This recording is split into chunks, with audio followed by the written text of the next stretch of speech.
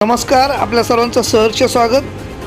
बातमी मुंबई येथून पुणे जिल्ह्यातील सामाजिक कार्यात अग्रेसर असलेले सामाजिक कार्यकर्ते अशोकराव टावरे हे काही आंदोलकांसोबत मुंबई आझाद मैदान येथे उपस्थित आहेत। येथे जमीन मालकाला न विचारता आदेश कसा देण्यात आला असा सवाल त्यांनी सरकारला विचारलेला आहे।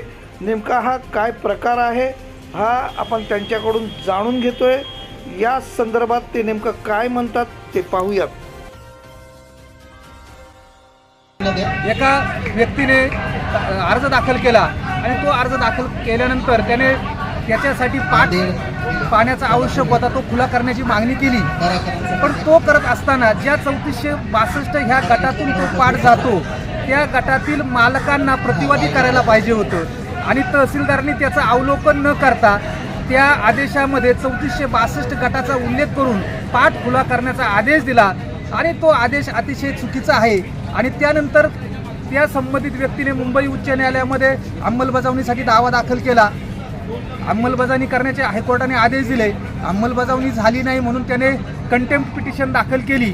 परंतु तानाजी पुरंदरे असेल किंवा सुखदेव पुरंदरे असेल यांना ह्या कोणत्याही कोर्टाचा आदेश लागू होत नाही, कारण त्यांच्या स्वतःच्या मालकीच्या जमिनीबाबत त्यांचं कोणतंही म्हणणं तहसीलदारांनी ऐकून घेतलेलं नाही, त्यांना कोणती नोटीस पाठवलेली नाही, त्यांना कोणतंही प्रतिवादी केलेलं नाही। आणि असं हे कायद्याचं राज्य भारतामध्ये असताना अशी गोष्ट ही होऊ शकत नाही आणि त्याचा कोणताही अधिकार तहसीलदारांना नाही।